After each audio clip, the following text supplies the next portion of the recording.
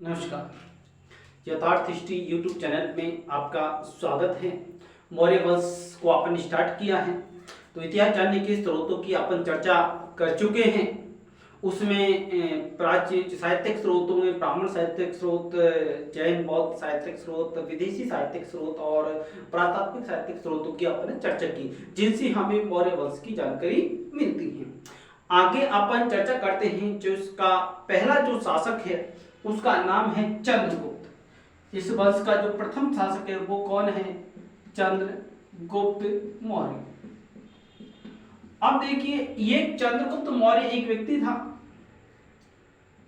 अब ये कौन था, क्या इसके माता पिता, क्या इसकी जाति, तो इसके वंश परिचय की अपन बात करते हैं। वंश परिचय या कह सकते हैं इसकी उत्पत्ति के बारे में क्या है, विद्वानों में विवाद है। चलो बात यह थी गुरुजी, चंद्रगुप्त वंश कब आया? ये नंद वंश के समाप्त होने के बाद में आया, तो अपन इसके बारे में लेते हैं। ये वंश कब आया? नंद वंश के समाप्त होने के बाद। नंद वंश। अब ये है साहब, ये नंद वंश कौन है? और ये नंद वंश जो चंद्रगुप्त मौर्य वंश से पहले था।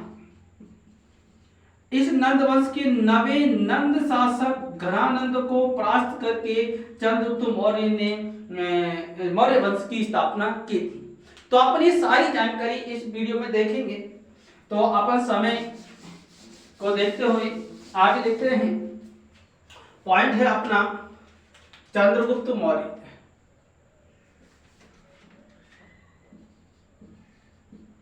चंद्रगुप्त मौर्य।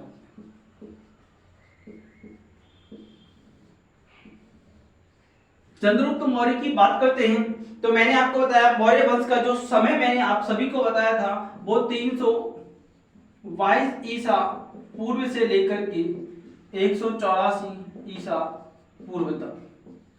यहां से ये प्रारंभ होता है, प्रारंभिक, और यहां इसका समापन होता है, यानी कि समाप्त होता है। अब अपन ओनली चंद्रगुप्त मौर्य का जो शासन था, कब से वो शासन में आया और कब उसकी मृत्यु हुई, उस समय को अपन लेंगे। तो चंद्रगुप्त मौर्य का जो समय है, इसका समय है 322 ईसा पूर्व से लेकर के 298 ईसा पूर्व तक। चंद्रगुप्त मौर्य ने इस समय मगध पर शासन किया। कहां पर शासन किया? मगध पर शासन किया। अब इसने मगध पर शासन ही नहीं किया, इसने मौर्य वंश की, किसकी? मौर्य वंश की स्थापना की, या मौर्य साम्राज्य की इसने स्थापना की थी, यानी कि मौर्य वंश का संस्थापक था। मौर्य वंश का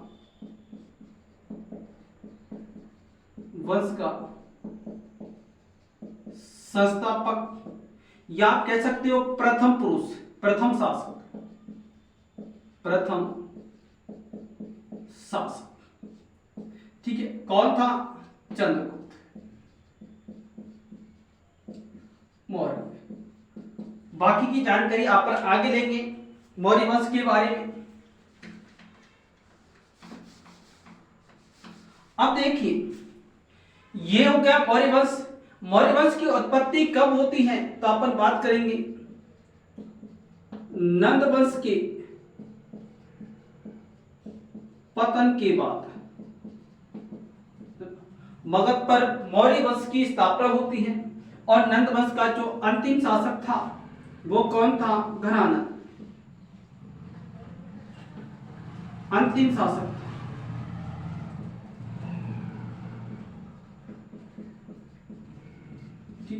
इसको समाप्त करने के बाद में चंद्रगुप्त मौर्य की उत्पत्ति होती है।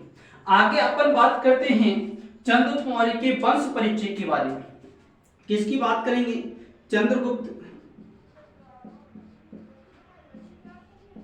चंद्रगुप्त मौर्य के वंश परिचय। इसका जो वंश परिचय है वो क्या है उसके बारे में देखते हैं। ये कौन था? इसकी जाति को लेकर के विद्वानों में मतभेद है। इनकी जाति पर बस परिचय को लेकर के विद्वानों में क्या है? विवाद है, मतभेद है कि ये किस जाति के से थे और किस से नहीं थे। क्योंकि जाति को आजकल इतिहास की किताबों में हर जगह, या मेरे नजर से देखें, जिसने भी शासन किया वो क्षत्रिय था। जो भी शासन करेगा वो एक राजा था और उसको राजा कहेंगे, और राजा का काम होता है सर्वत्र सभी का न्याय करने वाला। अब वो किसी भी जाति से हो, किसी जाति ने ज्यादा नेतृत्व किया हो, किसी ने, तो जातियां बनी हिंदू धर्म और कर्म के अनुसार है। जिसने जो कर्म किया उसका वो जाति हो गई, और जिसने जो कार्य के साथ में अनुलोम प्रतिलोम विवाह के माध्यम से भी कुछ जातियां बनी थी। ऐसा नहीं है कि किसी ने प्रमाणिक रूप से किसी को जाति बनाया, लंबे समय तक जो जो काम करता रहा उसकी वो जाति क्लियर होने लग गई थी। ऐसा हम ऋग्वेद में से जो वेदों से देखते हैं, ऋग्वेद में वर्ण के अनुसार जातियों का वो मिलता है, और वर्ण से ही फिर जातियों हुआ, वर्ण में भी कर्म को प्रधानता माना गया। चलिए अपन देखते हैं इनके वंश के बारे में परिचय मतभेद है।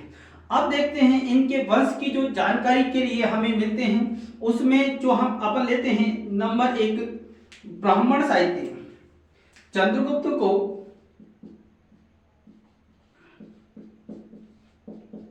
ब्राह्मण साहित्य, ब्राह्मण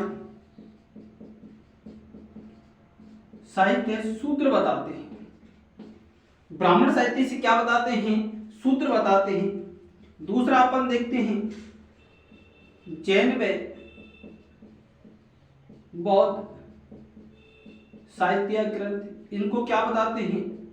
क्षत्रिय बताते हैं। तीसरा अपन ले सकते हैं विदेशी, क्योंकि आपने विदेशियों की चर्चा की, तो विदेशी साहित्य में क्या बताते हैं? ये बताते हैं निम्न कुल का नहीं, निम्न कुल का नहीं, बल्कि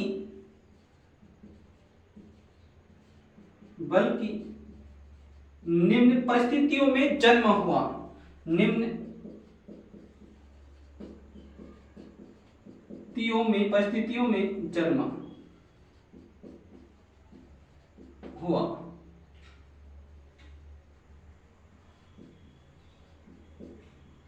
निम्न परिस्थितियों में जन्म होने को बताया जाता है। अब अपन सबकी सविस्तार से चर्चा करेंगे। निम्न परिस्थितियों में कैसे जन्मे हुए, इनकी चर्चा। तो अपन नंबर 1 पर ले लेते हैं यहां पर ब्राह्मण साहित्य को। नंबर 1 पे ले लेते हैं अपन ब्राह्मण साहित्य। अब देखिए ब्राह्मण साहित्यों में जो महत्वपूर्ण है, आपके ब्राह्मण साहित्य में जो महत्वपूर्ण है वो है विष्णु पुराण।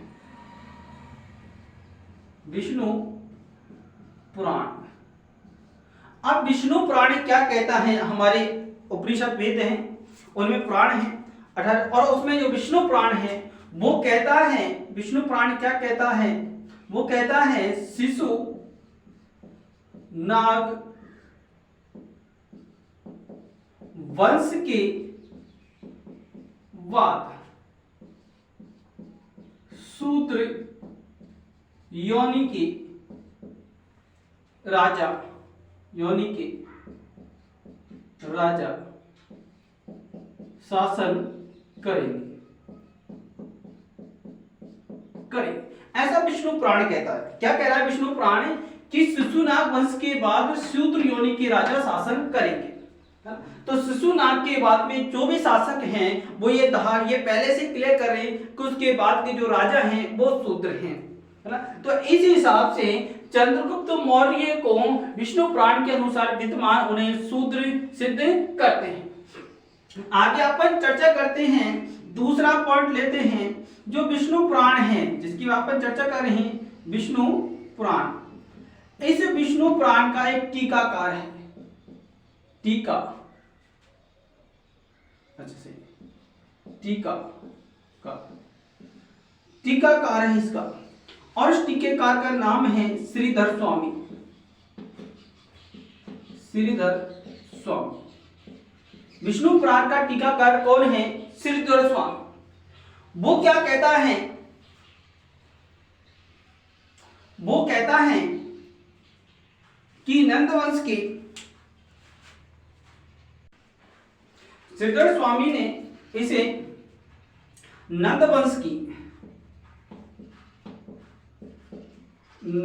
की या घरानंद की, आप कह सकते हो नंद वंश की, घरानंद की, इसको नंद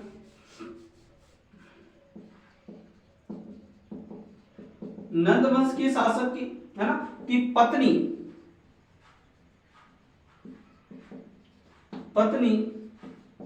मुरा से उत्पन्न बताया है। मुरा से इसको उत्पन्न बताया। तीसरे ग्रंथ की अपन चर्चा करें तो उसमें है मुद्रा राक्षस।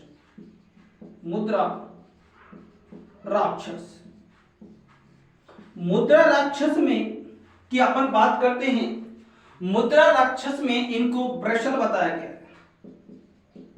वृषल, और वृषल का मतलब होता है निम्न कुल उत्पन्न, निम्न कुल में उत्पन्न होता है वृषल। मुद्रा राक्षस में नंद वंश को क्षत्रिय बताया गया है, क्षत्रिय बताया गया है। जबकि चंद्रगुप्त को वृषल बताया गया है। सॉरी, वृषल यानी कि निम्न कुल का। मुद्रा राक्षस का एक चौथा है, टीकाकार है मुद्रा राक्षस का। मुद्रा राक्षस का टीकाकार, मुद्रा राक्षस का टीकाकार कौन है? ढुंढीराज।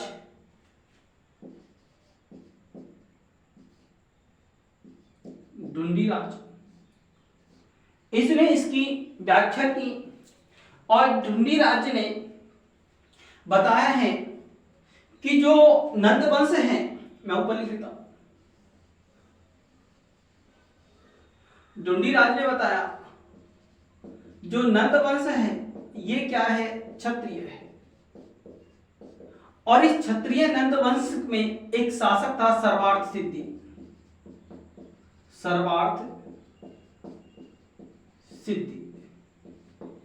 इस सर्वार्थ जो सिद्धि व्यक्ति था, इस सर्वार्थ सिद्धि की जो पत्नी थी, उस पत्नी का नाम था मुरा।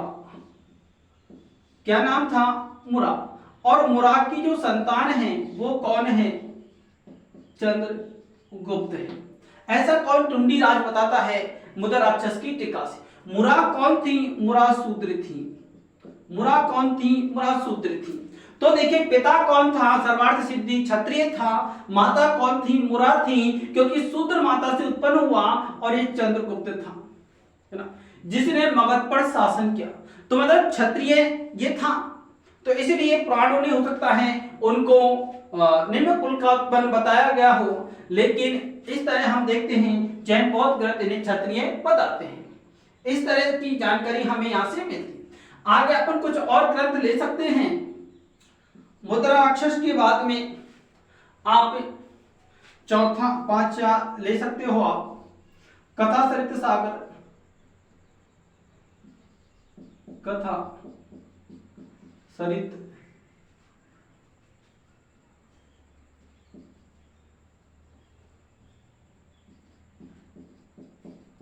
कथा सरित सागर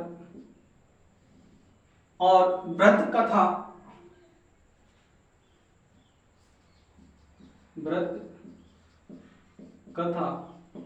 मंजरी। इन दोनों में भी चंद्रगुप्त को, किसको? चंद्रगुप्त को सूत्र बताया गया है।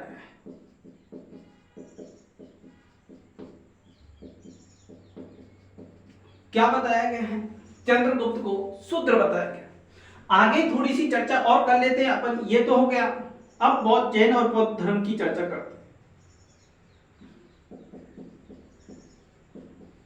बौद्ध ग्रंथ, ठीक है। बौद्ध ग्रंथों की अपन बात करें तो बौद्ध ग्रंथों में जो हमें मिलता है, नंबर 1 महापरिनिर्वाण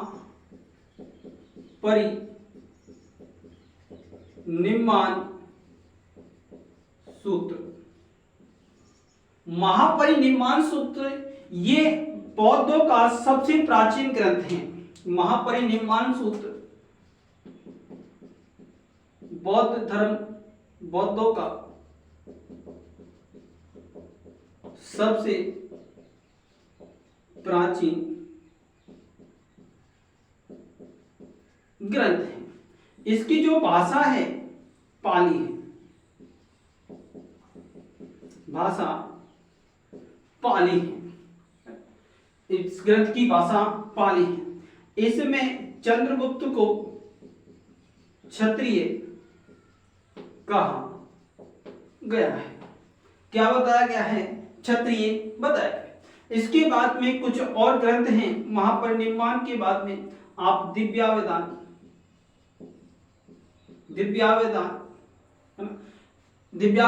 महावंश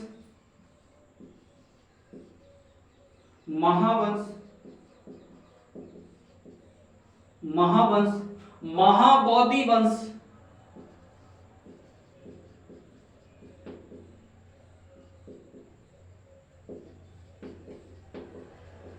महाबोधि वंश आदि में इनको क्या बताया गया है? क्षत्रिय बताया गया है। क्षत्रिय बताया गया। कहते हैं इस समय एक शासक था विदुदभ, उसने नंदों पर आक्रमण कर दिया। उस समय जो सर्वार्थ सिद्धि था वो नेपाल की तराई में पहाड़ी क्षेत्रों में चला गया और एक स्थान पर जहाँ रहने लगे, वहां मोर ज्यादा रहते थे। वहीं पर उन्होंने जो वहीं के वो शासक बन गए। वहीं उनकी मरा से विवाह हुआ और मरा से जो संतान हुई वो चंद्रगुप्त थी। तो इस हिसाब से वो कहते हैं कि चंद्रगुप्त मौर्य जो था वो क्षत्रिय था। आगे अपन जैन साहित्य, जैनों की बात करते हैं। जैन ग्रंथों में जो है हेमचंद्र का प्रशिष्ट पर्व महत्वपूर्ण है। कौन है? हेमचंद्र का परिशिष्ट पर्व। इसमें भी चंद्रगुप्त को क्या बताया गया है? क्षत्रिय बताया गया है। तो इस तरह हम देखते हैं चंद्रगुप्त के बारे में हमें सभी से ये जानकारी मिलती है। इसमें अपन और ले सकते हैं, विदेशी साहित्य को ले सकते हैं। विदेशियों की अपन चर्चा कर सकते हैं। विदेशियों ने अपन यही देखा कि निम्न कुल का नहीं बल्कि निम्न परिस्थितियों में बता। मैं थोड़ा डिटेल में जरूर पढ़ा रहा हूँ, वैसे इसको मैं शॉर्ट में खत्म कर देता। तो थोड़ा डिटेल से इसलिए कि आपको सभी एग्जाम पढ़े लेवल को देख करके मैं सब कुछ यहाँ देख करके चल रहा हूँ। ठीक है, तो विदेशियों में अपन बात करते हैं। चलो मैं इसको मिटाने के बाद में आपको विदेशियों का जो विवरण है उनकी अपन बात करेंगे, है ना। विदेशियों ने क्या बताया? निम्न परिस्थितियों में जन्मा हुआ बताया। निम्न कुल का नहीं बता के निम्न परिस्थितियों में जन्मा हुआ बताया गया। अब निम्न परिस्थितियों में किसने क्या बताया है? जैसे कि अपन इसकी बात करते हैं, अपन को विदेशियों से ही इसके जो नाम मिलते हैं, सेंडोकोटस। क्या मिलता है? सेंडोकोटस। अब ये सेंडोकोटस जो है किसने नाम दिया उसकी अपन चर्चा करते हैं। सेंडोकोटस इसी से मिलता जुलता, चलो मैं इसकी बात, इसी से मिलता जुलता एक और नाम है एंडोकोटस।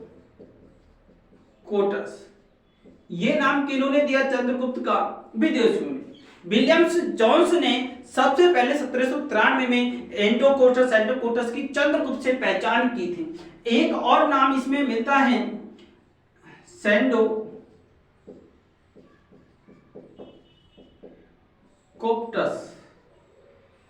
ये तीन नाम विदेशियों ने चंद्रगुप्त के लिए दिए हैं।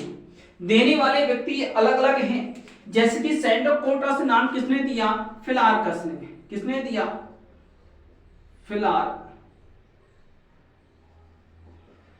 फिलार्कस ने